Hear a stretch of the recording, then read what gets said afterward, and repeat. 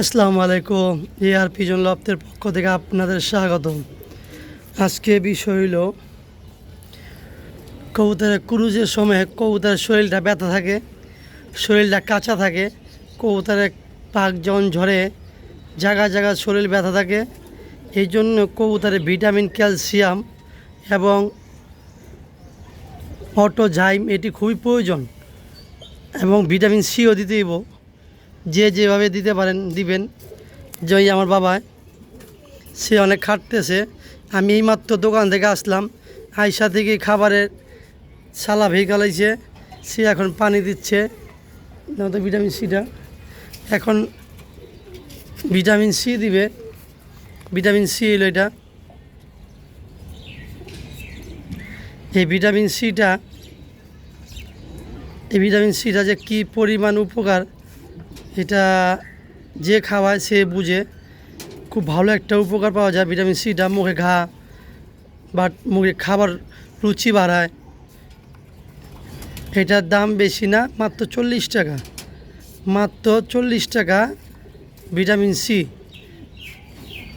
এটার নাম হলো সিবিট, আমরা বলি ভিটামিন সি, ঠিক আছে।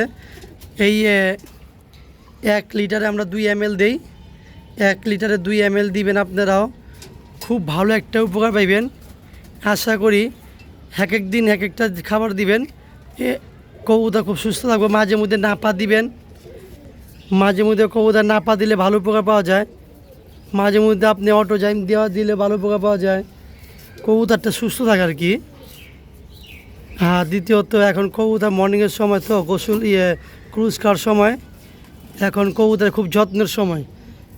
এখন সময় হলো খুব খেয়াল রাখার সময়। আমরা কবুতর পালি শখে, আমাদের শখও যেমন থাকবে সেরকম আমাদের কবুতর প্রতি দায়িত্বও থাকে একটা। কবুতর দায়িত্ব বলতে কি যেমন কবুতর এখন কি প্রয়োজন, কবুতর কি চায়, এটা যে বুঝতে পারবে আশা করি কবুতরের যত্ন নিতে পারবে। আগে বুঝতে হবে যে আমার কবুতর কি চায়, কবুতর কি প্রবলেম, কবুতর কখন কি প্রয়োজন। এই আমার দেখছেন কবুতর পাক ঝইরা পুরা তলায় গেছে। গতকালকে পরিষ্কার করছে, গতকাল মাত্র পরিষ্কার করছে। দেখেন আজকে কি অবস্থা, দুমিয়া পাক জ্বরতেছে।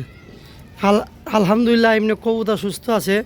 আমার কবুতর জন্য দোয়া করবেন আপনারা, ভালো থাকবেন। আমাদের যে পেজটা আছে পেজটা শেয়ার দিবেন, আর নতুন নতুন ভিডিও পাওয়ার জন্য পাশে থাকবেন। কমেন্ট করবেন অবশ্যই, আর যদি কোনো ভুল থাকে অবশ্যই কমেন্টে জানাবেন। আর যদি নতুন ভিডিও যদি পাইতে চান আপনারা আমাকে জানাবেন, কমেন্টে জানাইবেন, আমি আপনাদের নতুন ভিডিও নিয়ে আসব। ভালো থাকবেন। আরেকটা বিষয় হলো কবুতরের সাথে সাথে নিজেদেরও যত্ন নেওয়া খুব প্রয়োজন। যেমন এখন হাসপাতালে প্রতিটা হাসপাতাল ভরা, প্রতিটা হাসপাতাল জ্বর ঠান্ডা ঘরে ঘরে। অবশ্যই আমরা মাস্ক লাগা নেব।